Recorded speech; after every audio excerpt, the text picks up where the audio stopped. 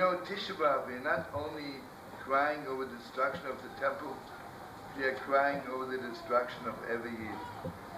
Because what did exile do to us?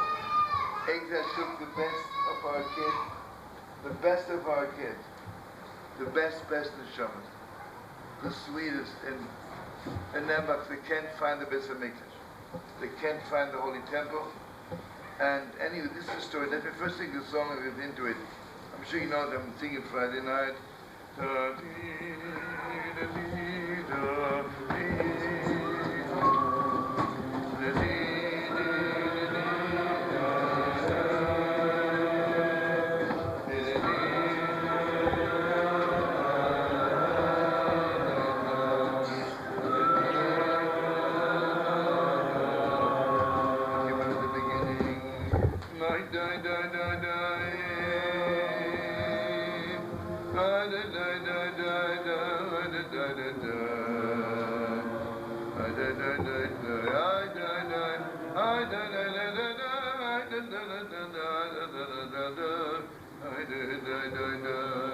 I once heard from an old Yid, I can share with you, that the niggin of Rosh Yom Kippur and the niggin of Friday night is mamish from the Beis HaMikdash.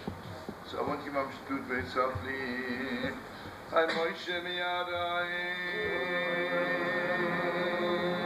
ay b'chol avayano, ay Shmuel b'kol uvay Shmuel.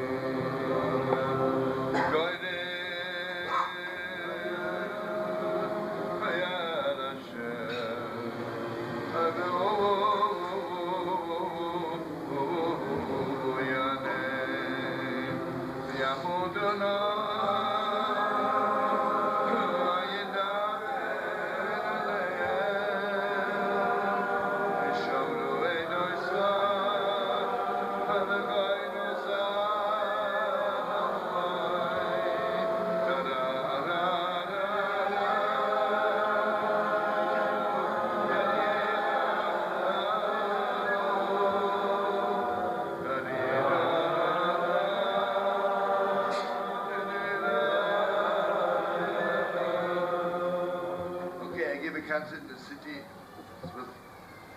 I think it was maybe 72, 73, and that city, without mentioning names, it has headquarters of all the other religions, and again, it's mostly Yidden who were there. And to my concert, suddenly about 300-400 young people with white turbans, yogis and swamis came in, and I'm singing, and they tell me there's one of them is the upcoming rock star, young lady, and in the middle of me singing, suddenly she came out on stage. And this is a little bit heartbreaking, and you have to give me yourself the time. When she begins singing, I am Bashanyu, my name is Bashanyu. I'm the granddaughter of Moshe, the father of the bride. Shabbat, I was singing in the name, Shabbat, Shalom,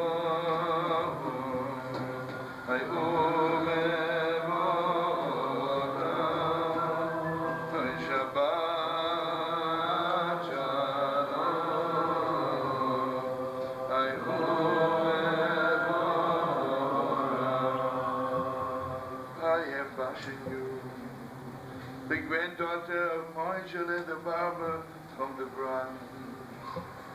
Moshe the barber, don't make me laugh. Moshe the barber, don't make me cry. Every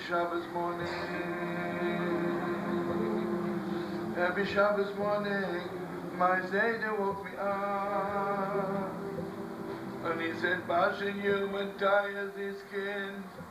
Let's go to shul. It's Shabbos. Shabbos? Don't make me laugh. Shabbos. Don't make me cry. So my Zaidi would begin to daven, and he would hold my hand with so much love and so much love. And he would cry so many holy tears. My Zaidi davening, don't make me laugh. My Zaidi davening, don't make me cry. She would also say, the Zaidi took his talent, and he would say, Bashanyu Mantaya kid, I want you to carry my talent. My Bashanyu Mantaya is this kid, I want you to carry my talent. The talent, don't make me laugh. Talent, don't make me cry. And then my Zaidi would walk up to the rabbi of the shul and would tell him, this is Bashanyu, my granddaughter. Can you please bless her? And the rabbi would bless me. Don't make me laugh. The rabbi would bless me. Don't make me cry. My good Shabbos, good Shabbos.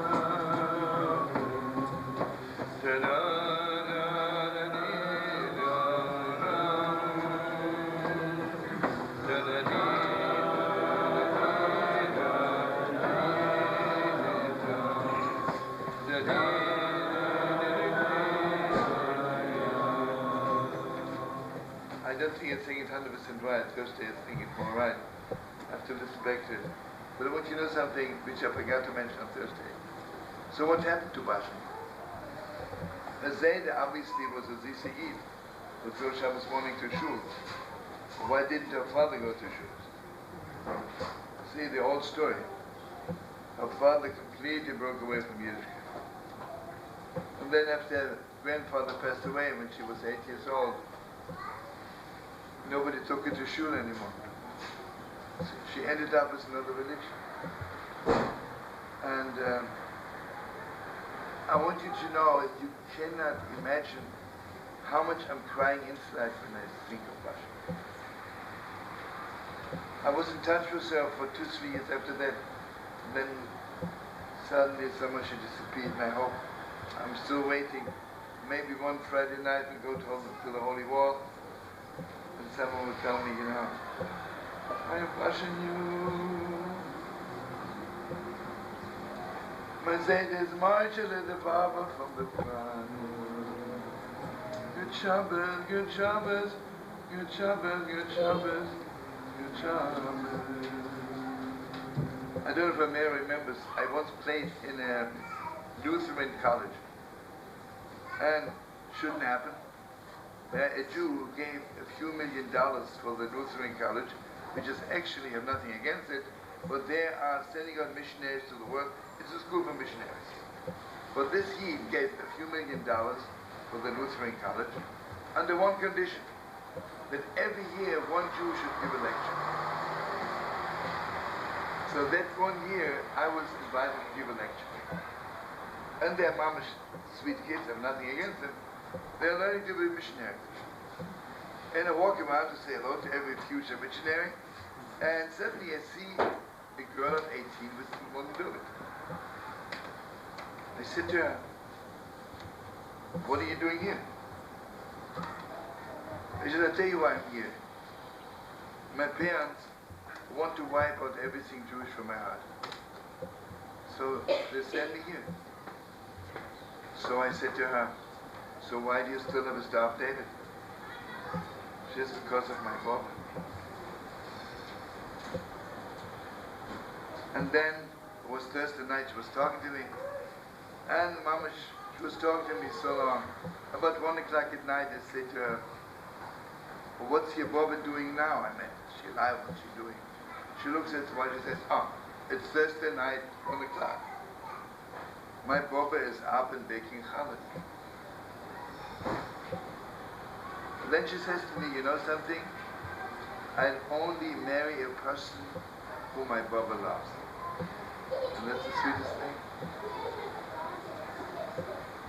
I also was in touch with her for a few years, and then somehow, you always meet so many talented people. But mamish, I'm thinking of her on Tisha B'Av. I hope she'll be the way her Baba wants her to be. I travel a little bit all over the world. Anybody in the world, when you talk about their parents, not so hard.